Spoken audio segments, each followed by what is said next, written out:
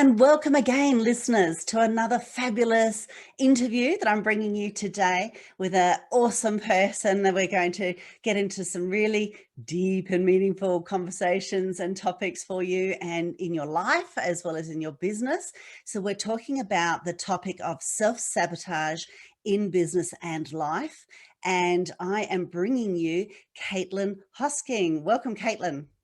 Hi, thank you so much for having me today. I'm really excited. It's lovely having you here. It's really very exciting to talk about this because this is something that is very prevalent to a lot of people, and certainly, as you had mentioned to me a little earlier, with females in particular, we tend to do it. So we need to really look into the reasons why. And listeners, the reasons why I'm bringing you Caitlin is that she's actually very, very good at this. She's got some very serious accolades that so she really knows the stuff as far as when it comes to self-sabotage. And let me just tell you a little bit more about Caitlin. So Caitlin is the founder and director of Complete by Caitlin, a coaching business that supports women who want to break free of self-sabotage and start living in the life they desire, whether that's in business or just improving their quality in life. Caitlin is here to be your biggest cheerleader and give you the dose of tough love that we all need sometimes. So she's known as the tough love coach. And look, we do need it. I mean, certainly she does give you a lot of loving support as well. So it's not just all tough, tough, tough. But she's an undergraduate in psychology as well as in nutrition.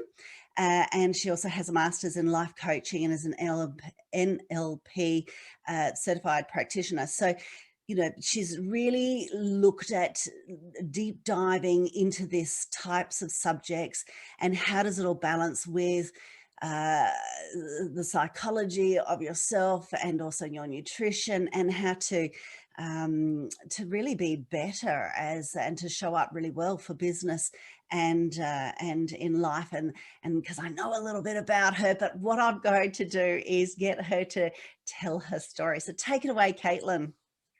Amazing. Thank you so much for that introduction. I always find it quite hard to tell my story actually because I don't know where to start, and there's so many intermingling parts and pieces that coincide and create who I am today. But I think when I look at my life in reflection, I can just remember being, in my teenage years and things just starting to move really quickly in the form of self-sabotage. And so, at the age of 13, when I started having boyfriends and I was going out and doing these things, and it just really got worse until I was around 2021. And I never understood what was happening. All I knew was that I wanted people to give me love and attention. And I would pretty much do anything to do that. And it often ended me up in really sticky situations. I was also very shy growing up as a child. And to get rid of that shyness or to be able to break out of my skin, I would use drugs and alcohol to get me there. And this created a whole story of how I was out of control and I was unworthy and I was terrible and I had addiction and I had all of these problems. And I just didn't know what to do. And I remember sitting at around that 2021, and I had just finished a long line of horrible relationships with toxic men. And one had just left me and I just spiraled. And I remember feeling like no one understood me. No one understood me. No one could help me. I was so broken. I was unfixable. And it felt really awful. It felt really awful. I was actually recently reading something I'd written from that period of my time, and I was in such a hole of depression and anxiety and addiction, and I could see no way out. And as I started to, I realized I kind of had two choices. I was either going to make it better or I was going to end it. And fortunately, I have a very loving family, extremely loving. And so one of those options just wasn't an option because I could never do that to them. And so I decided, you know what, I can't keep living like this. There has to be another way. And so I started on my journey, and I'd studied psychology actually during the period of being depressed, and it had given me awareness that these things were happening, and I knew what was happening. I just didn't know how to solve it. And then I ended up getting into like health and fitness, and that took me down that route. And I was like, now that I have this body, and once I hit that state and I'm skinny and I'm all of those things, then I'll feel really happy. And so I started chasing happiness. And I think a lot of us do this. Like, we chase the carrot and we're like, once I have this, I'll be this. And so that was the body stuff for a long time. And that actually led me into powerlifting, which, empowered me and made me feel really strong and really good. But again, it was like, once I have this, I'll have this. And I ended up with a coach who started taking me down the life coaching route. And I just started to see that even though I was feeling so much better than when I was depressed, because I ate better and I was going to the gym and I was doing those things, the problem wasn't external to me. It was actually internal to me. And I still had a lot of fear and a lot of, like, I could only do certain things because I was a certain way. And when I started doing life coaching and getting the coaching, I ended up seeing that actually everything is possible. And the only thing that's going to stop me is me. And so I really deep dive the stories and the emotions and the beliefs and all of that were formed during my formative years up until this point. And I assess them, I look at them and I question them. And that's allowed me to create the business that I genuinely, 2 years ago, I wrote down jokingly that I would like a business and I would like to be online. And 2 years later, I sit here with a 6-figure business and I'm like, that's insanity to me. Like, it really is. And it's because of this work. And that's why I'm so passionate about it, because if you actually really do it and you show everything about you and your authenticity, like, anything is possible. Love that. Love that. Isn't it funny? Well, it's not funny, but there's a lot of us that we've come to those sorts of choices, victim or victor, and to say, okay, well, if no one else is really going to be there, I have to step up for myself, and I have to find a way. We're not always going to be given the way, and everyone's completely different and individual, and how it actually then serves us to not only empower ourselves but empower others. And I think that's why a lot of us get so passionate to helping so many people. When people are listening to this podcast, there'll be people who are doing sort of similar sorts of things as you, and then there'll be other people who are doing something completely different in business but might be going, oh yeah, I've experienced that in my past. So how then is this information going to help them in business? Like, how does self-sabotage show up in business? How is it going to, what are some tips that you could give us to overcome and to help ourselves? And what's the correlation between then this with business and life? Awesome. Good question. Got a couple of questions in there. Sorry. 1, 2, 3. Do you remember them all? How to show up, what to do about it, how this correlates to life. Got it. Yeah. Cool. Well done. Well done.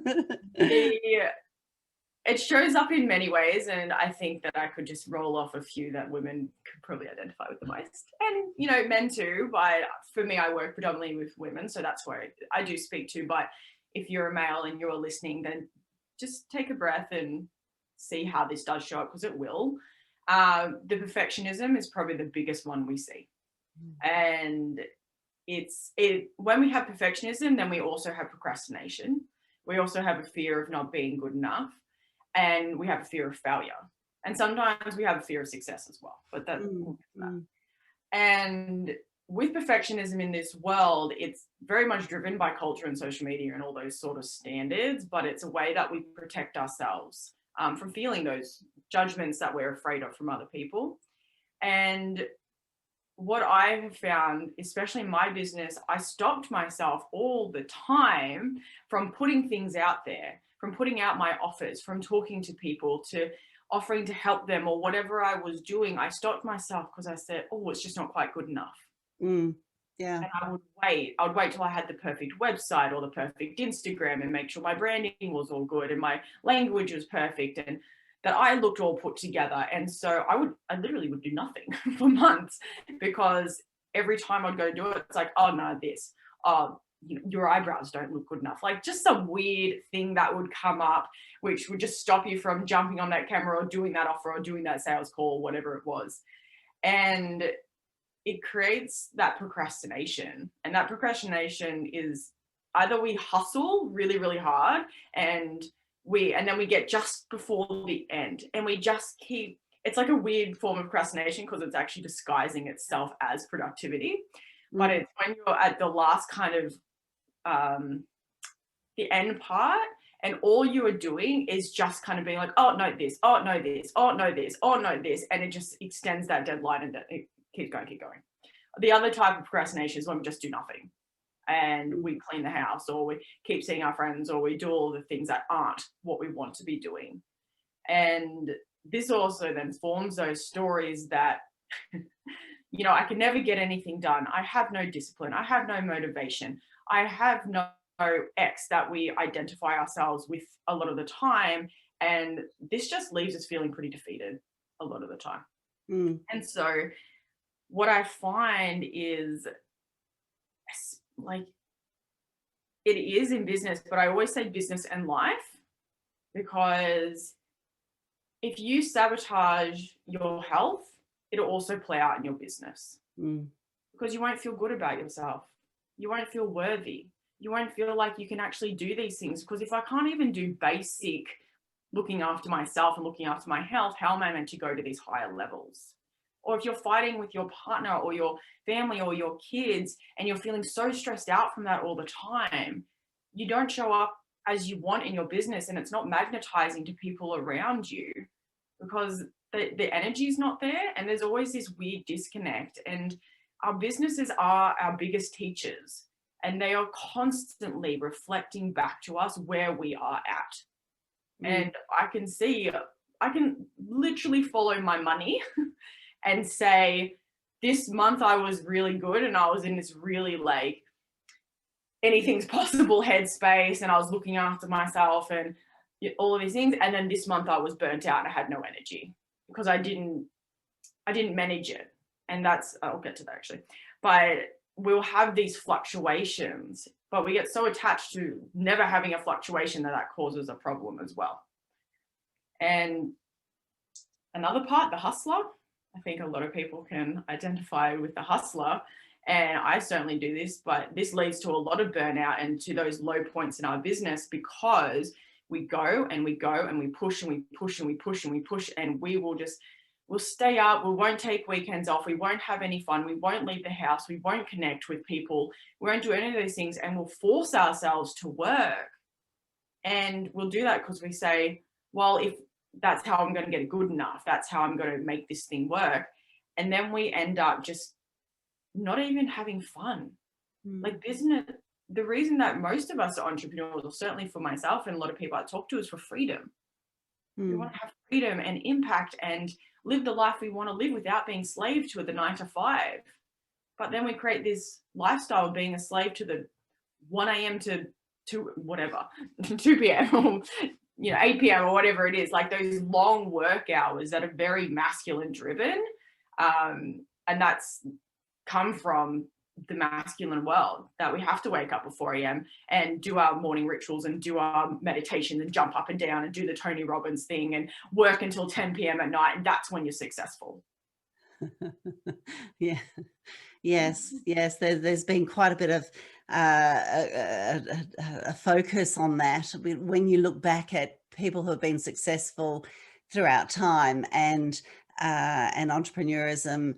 Yes, they have lots of various different rituals, but not necessarily that as per se that they have to be jumping up and down and doing all the rah rah rah. I think that it probably is a bit of an age group thing too. I often look I'm not doing that.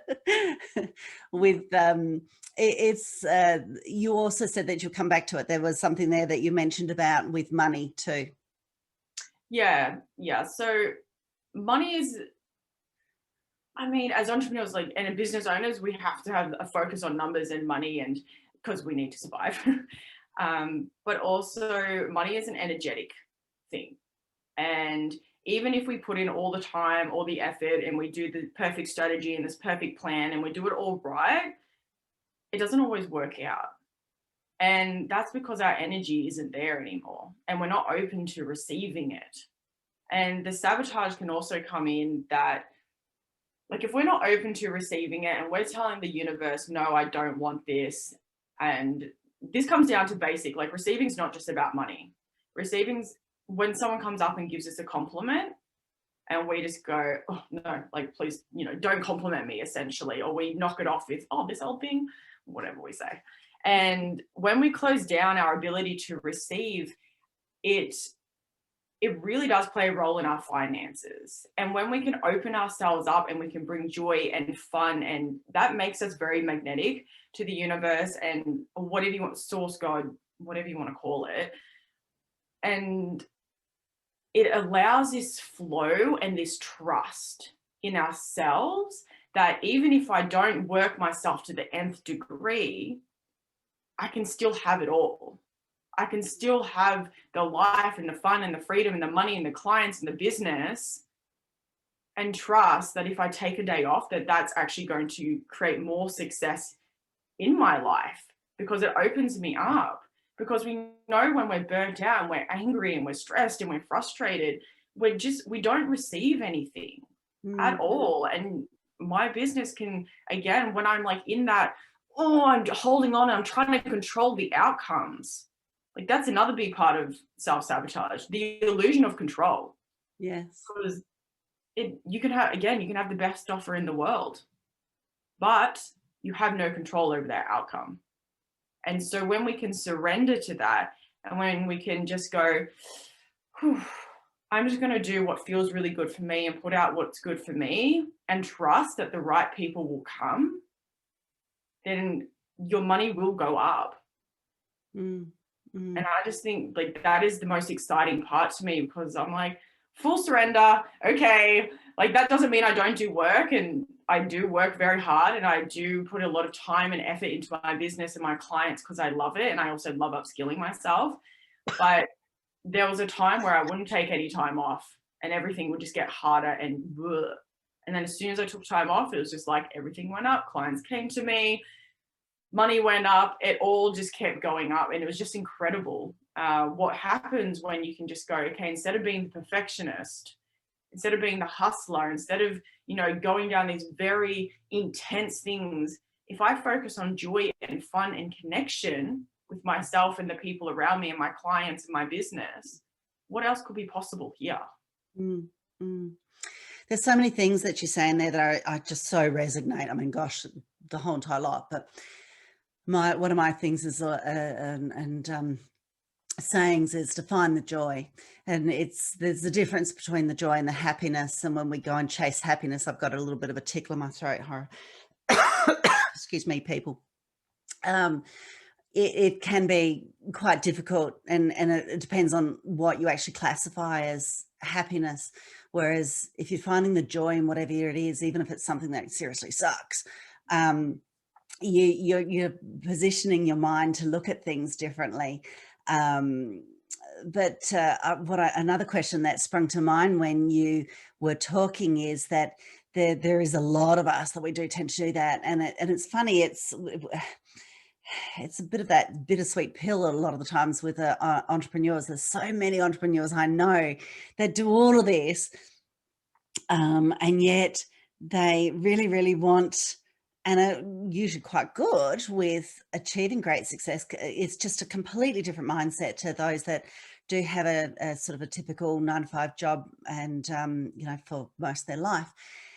So it's always that balancing act, I think, for entrepreneurs. But self-sabotage is just such a major thing because it's one of those underpinning things. So what happens then? My question is, what happens though for people, because I know I've experienced this and other people have, when we become parents, and when you mentioned about control, we get into the habits of trying to control so much. as the environments and outcomes and those sorts of things, that it becomes, it's hard to know sometimes, is this a habit that we've brought upon ourselves, or is this really us? How can we then overcome that when it's just feels that it's so ingrained and you have that in your life for so long? I mean, there's so many factors contributing to habits and behaviors, and that includes, again, like women think they need to wear all the hats.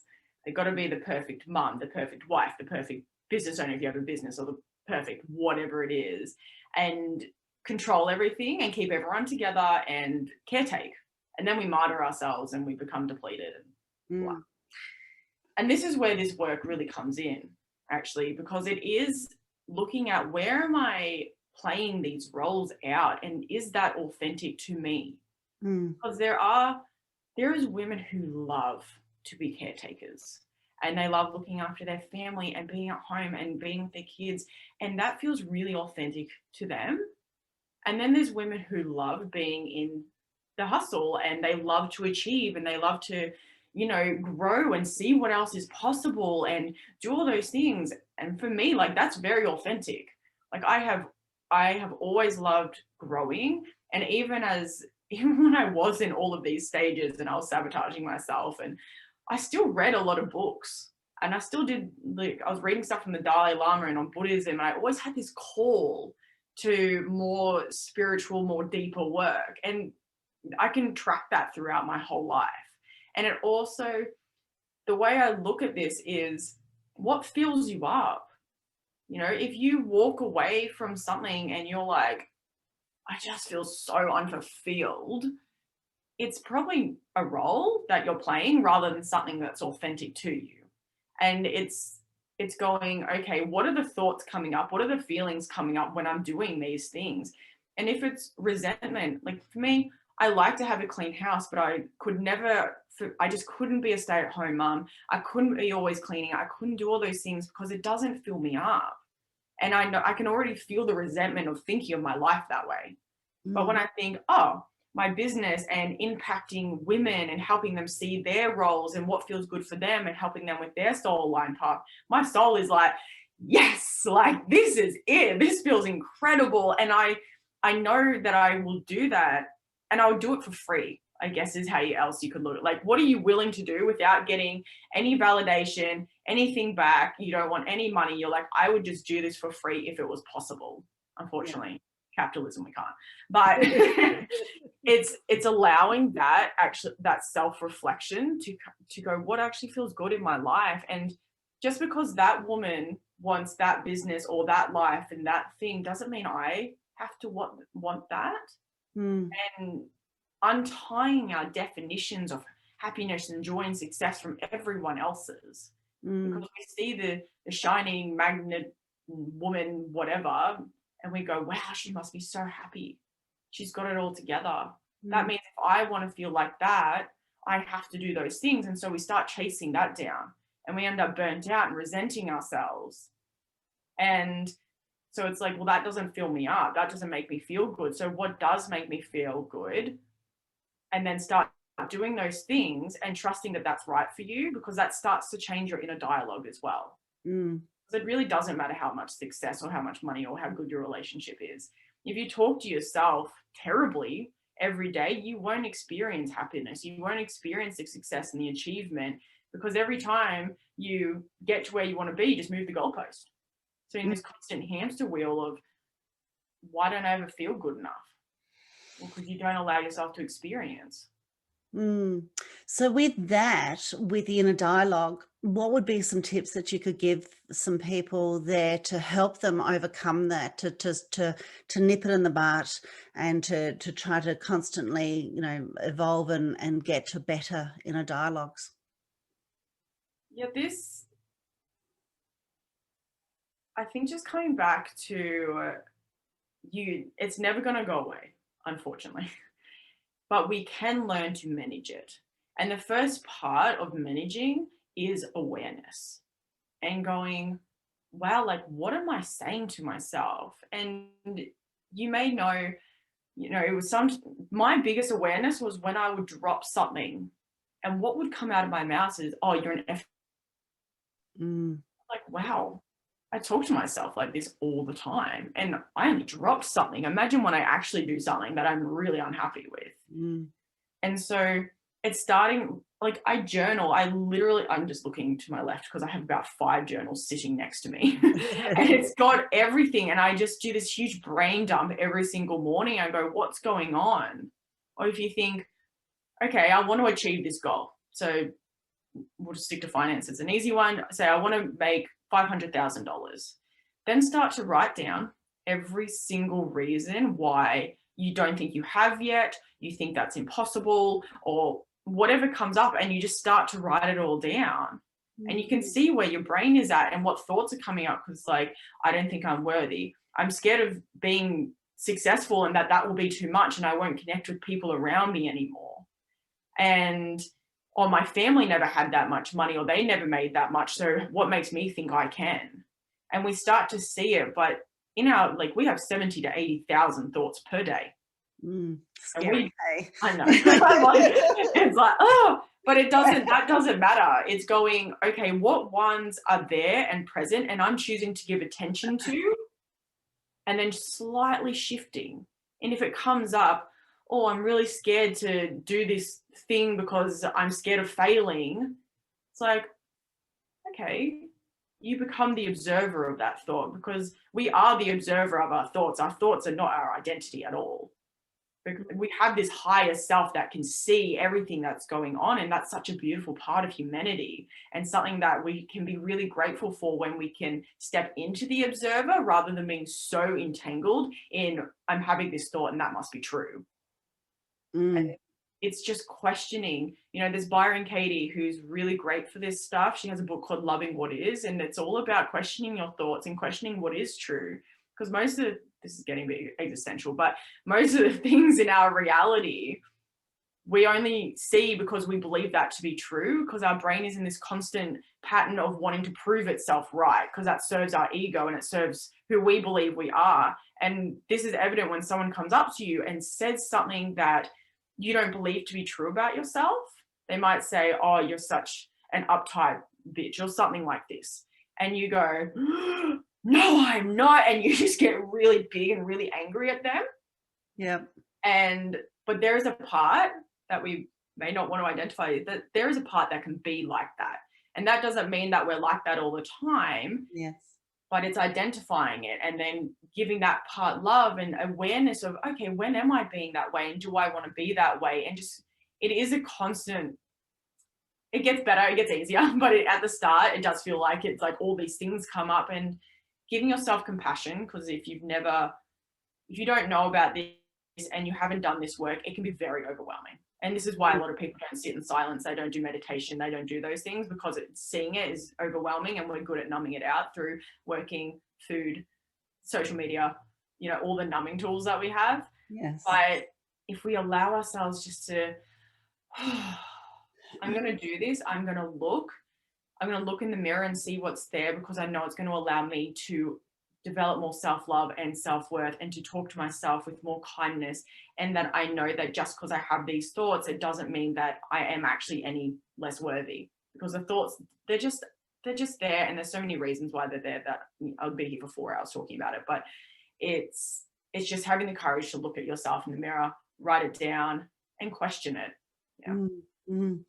Isn't that funny? I actually thought of that last night too, and it's something that I always have remembered right back from a movie, The Never Ending Story, where the final sort of test to overcome, that no one's been able to overcome, was to actually look at yourself in the mirror. And it's always stuck with me. And it was for something or other that I was thinking of last night. I thought of it. So it's so funny then you bring it up today. But I love everything that you're saying there. And one of the things that with that whole the thoughts and identity and roles and and questioning it, some of that also that I've noticed that really impacts a lot of people is then what so-called loved ones, or sometimes it's loved people, sometimes it's not, but family roles, stigmata, all of those sorts of things uh, that really do impact them quite greatly. And I think that it certainly, with what you're saying, that it sounds that it's a consistent effort to continue to work on it and get to feel comfortable and to look for it, and those sorts of things. Yet time and time again, when I've met with people and they do different types of breakthroughs and all the rest, it still comes down to the stories that they have in their head with family. So what would be a tip that you could give the people, that if they're working diligently on all this and they're doing really well, but there's still that major hurdle when it comes to a couple of family members, and that they've put that limiting belief on them that way, what would you give as a tip for that? Mm, yeah, it's hard with family because there is a lot of limitations around that, because we hear it all the time, their family, their blood, you have to, like, the stories that are there. And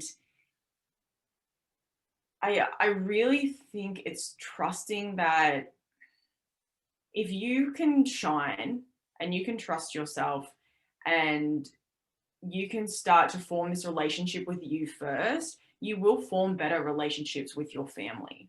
Mm, And communication, so there's two things I want to touch on: communication and emotional management. So communication is first and foremost the most important thing ever. And I heard that, and then I got it when I started embodying it, because we tend not to set boundaries. Boundaries, like personal boundaries and boundaries with other people. Personal boundaries in the form of time management, health management, going for the walk, getting outside, being in nature. We just be like, no, it's fine, I'll just do this. And then with people, we're like, yes, I'll see you, I'll spend all the time with you, they can come over whenever. And we ended up feeling very, for me, because I never realized the boundary being crossed, I would just get angry, and I would get really, and then I would shut myself down, because as a woman, we can't have anger. That was another journey. But I would shut myself down. I wouldn't say anything, and it would come out as these really snarky comments. And I realized that I am not serving my family by not having boundaries. I'm mm, actually impacting that relationship. I impact the relationships and the people around me if I am not disciplined with myself. And sometimes that's really hard. Sometimes that means not going to a family event. It means asking your family to leave earlier. It means excusing yourself. And it's just going, hey, actually, I'm feeling this way. And it's not because I don't love you. I really do love you. And that's why I'm just going to excuse myself early, because I just need a bit of space. mm, And when we can start to communicate, I feel X, and, I would like to do X, and, is that okay? People, it's heart-centered. It's mm, heart-centered, and that energy, and when someone's coming at you with an open heart and full surrender, and just being like, this is just how it is right now, and I don't mean to hurt you, and I don't want to upset you, but this is how it is for me. And we communicate that actually allows this beautiful reciprocal relationship, that they start communicating that way. You teach them how to communicate. mm, And then you have everyone setting boundaries, but not in a no. It's like, just no right now. mm, This is what I need. I'm allowed to ask for my needs. And with family, we're like, no, I just have to do what they say. It's like, no, you don't. And it's hard. That's a big journey. It was really hard for me. I come from like very high achieving family, and they're very much they were set in their ways. And I was like, oh, they're never going to change. And I had that thought about them. So even starting with that, what am I thinking about my family? And as I said, there's conversations I just didn't have with them for a long time. And mm, not because I didn't love them, but I needed to be really certain in myself before I opened it up to them. And I went on my own journey. And then as I started going my journey, I I was able to communicate with them what was happening, and I started to bring them back in.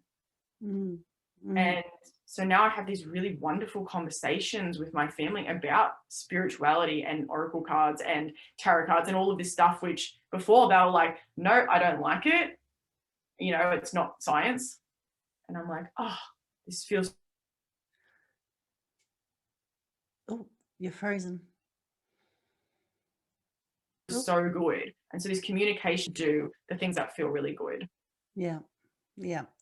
Well, you know, communication underpins absolutely everything in life. And there are just so many pearls of wisdom in what you've said, really. I really implore a lot of people that listening to this to re-listen to it again, particularly this time of the year, you know, Christmas and New Year, and with a lot of the different dynamics as far as business and life, family, self-sabotage, all of those sorts of things, and any of those extra things that tend to sometimes get us to see things slightly different, like alcohol, um, those for this particular time of year. And then also you've got people that are very adamant that at New Year's that they'll have to set a New Year's resolution.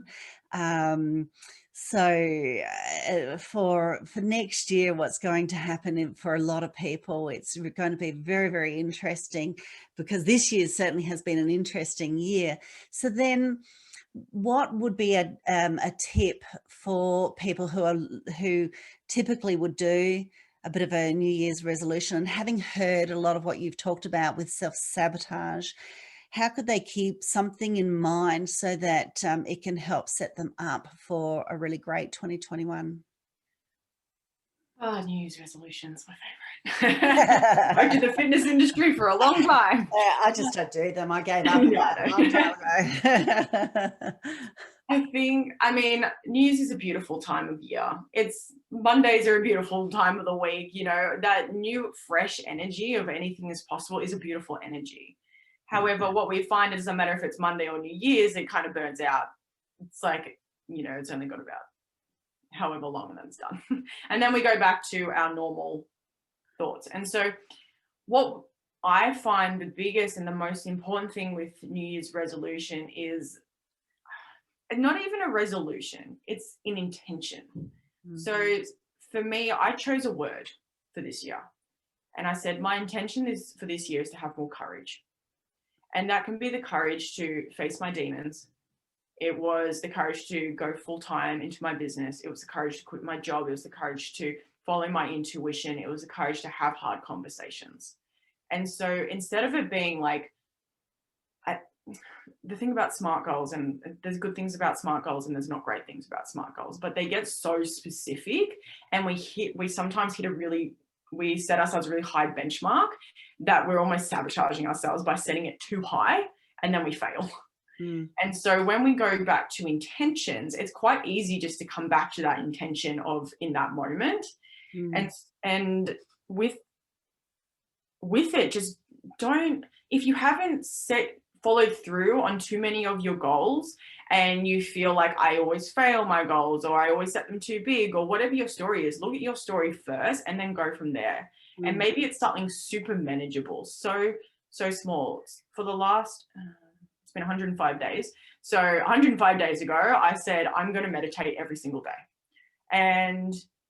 But the thing I didn't do was set, you know, how long or what I had to be doing or anything. So that meditation could be 1 minute, it could be half an hour, it could be walking, it could be dancing, it could be just taking a breath. And so I've just followed through with that because it's so simple, and we really overcomplicate things, and we overcomplicate it more with new energy, because with the new energy, we're in the anything is possible and everything's incredible and I'm going to set these massive goals. And then we just start like getting stressed, or the family or a boundary's being crossed, or we're tired, or for women, we have a cyclical nature. So week 1 to week 4, we're different people, and we forget that. And then we beat ourselves up for not being in this super positive place. And it's learning to manage all of those cycles with that intention or with that goal and going, this is still my goal and I'll follow it through, even if I have a crappy day. or I'm feeling really stressed or tired, and allowing yourself to stuff it up, because it is okay. It doesn't mean the goal is gone. It doesn't mean that you're never going to get it. It might take a little bit longer, but if you keep just putting one foot in front of the other and being so kind and compassionate and getting someone, I have coaching all the time. Like there is not, I don't even remember the last few years where I haven't had a coach. Having someone to give me that perspective, especially when you're in the hole. And what I mean by the hole is when you're crying, when your brain is imploding on itself and it feels like it's completely wired and your thoughts are just like, blah, and you're just, your stomach is contracting and you're so stressed and it feels like too much and nothing makes sense anymore, and you've now gone into a full emotional state. And the problem with emotional states is once we're in emotion, we are not in logic anymore. And you may find that when you're screaming at your partner or when you're sabotaging something, you get to the end of that emotional state and you're like, I would never have done that if I was quote unquote normal. And learning to manage that emotional state will be the game changer, because instead of numbing it out and doing things that make you feel worse about yourself and about your ability to complete your goals or yelling at your partner, you actually go, okay, I'm just going to take a breath and ask my body, what does it need right now? And when I started doing that and asking, what did I need? I can, because sometimes I want to scream. I really want to scream. It feels like this fire in my belly. I just want to scream and rip everything to pieces. And so I'll normally look to the person in front of me and be like, this is your fault. I feel like this. But bringing it back to me, I'm like, I still feel like that. And so that's okay. And now I'll excuse myself and say, I'll be back. And I'll go and I'll, beat up a pillow or I'll scream into a pillow or something like that, and just allow that release. Because as soon as that emotion starts to release, we get back into logic. And then when we can make logical decisions to move us forward towards our goals, towards our intentions. But we have to come back to that piece first of, I'm feeling anxious, I'm feeling angry, I'm feeling really sad, and we need to release that first, and then we'll get that perspective. And having coaches to give us that perspective to help pull us out of that hole, or just to be like, hey, have you done your emotional release tools? It's like, oh no, I totally forgot, because 20, 30, 40 years I haven't used them, but they actually are incredibly, incredibly helpful. So guidance and emotional release. Wow, wow, wow, wow, wow. You have given us just so much fabulous information and tips on so much. And self-sabotage, gosh, you could sort of go into it more and more and more.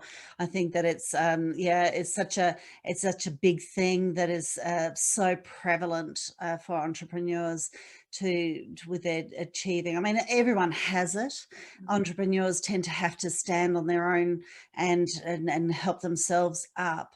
And this is why it tends to affect entrepreneurs a whole lot more than, say, if you were just having a 9-to-5 job type of thing. So it's not that we're weird or anything like that, listeners. So please, this is all with love, and it's all about just trying to empower ourselves so we can help empower others, which is seriously beautiful.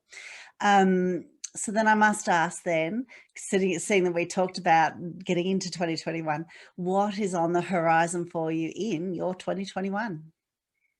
Amazing. So many. I actually have just done like a whole bunch of planning with my coaches and groups. So the biggest thing for me is that I am bringing in more of the coaching around business owners, because I've done it a bit this year, but I'm going fully into it more next year, because it's played such a huge role in my business and ability to make money and manage my life and manage my energy and my health, that what I have and what I've cultivated within myself, I just want to like push that out onto people and bathe them in that. So I am starting, 6-month immersion programs, and just really helping people see that the strategy is easy, time consuming, yes, easy though. It's easy enough. We have a plan. We can go, okay, I've got this, and this. Executing that plan is often another story. And so it's guiding people through that and through their emotions and through their sabotage and getting them out to the other side so they can have everything that they desire. Mm. And I also am still working with the general, like I call them Gen Pop, but general population clients who do work that 9 to 5 and they want to have better health, better relationships and all that, and doing very much the same work, because probably the key difference between business owners and general population is that business owners often need more of a community and people to bounce ideas off and people to talk about money with and all of that, because that is just not talked about in general population a lot of the time. And we feel a lot of shame around money and our goals. And if we're like, I want to make, you know, $1 million, $2 million, $10 million, when someone works a 9 to 5, they do not understand a lot of the time. That's not saying not everyone does. And so I want to bring business owners together to have these deeper conversations about what's really going on, because the vulnerability of saying what's in your head and the thoughts that come up and how you're feeling, it feels like your life is being threatened to do it. And by doing it, that's what I mean. Like by doing it, that people reject you and they won't love you and that you're a failure, blah, blah, blah. And so creating these spaces for business owners to come into, to have the conversations about deeply what's going on. Because when we get deeper in that space is facilitated and we connect on those levels, things, again, anything is possible. And so that's what I'll be facilitating next year. And yeah, I'm really excited to scale. This year has been incredible. If I look back to February, I cannot believe what I've actually created this year, because the last, few years of business have been quite slow. And then this year, all of the mindset stuff really clicked in and everything just kind of exploded. Yeah. And so that's why I'm like, this is the gold. Like everyone's looking for the answer. I'm like, this is the answer. So I'm just really excited to keep spreading that. That sounds so awesome. Oh gosh, I really look forward to seeing what your journey is going to be like in 2021. So then I would like to say, do you have an offer for the listeners then?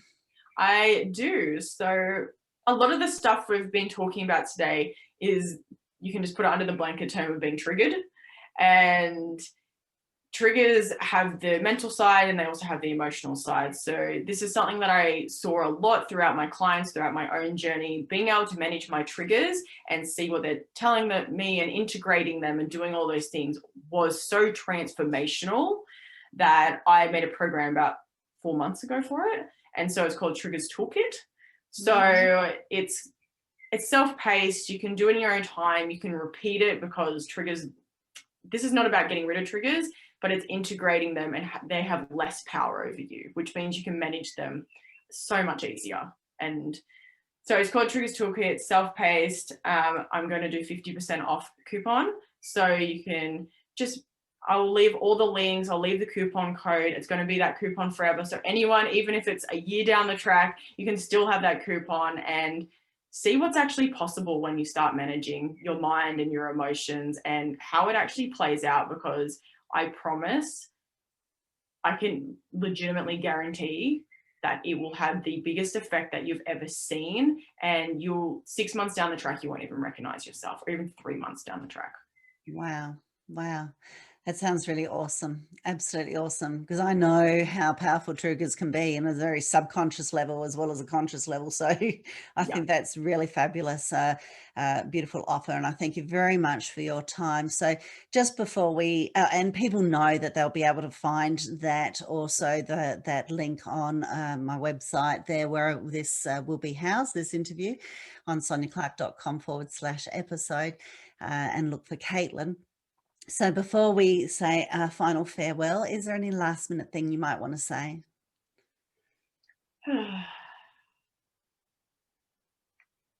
I just trust that if you have an intuitive pull towards something, whether it is coaching or a program or something that might be a little bit out of your normal range of things that you do, is to trust that.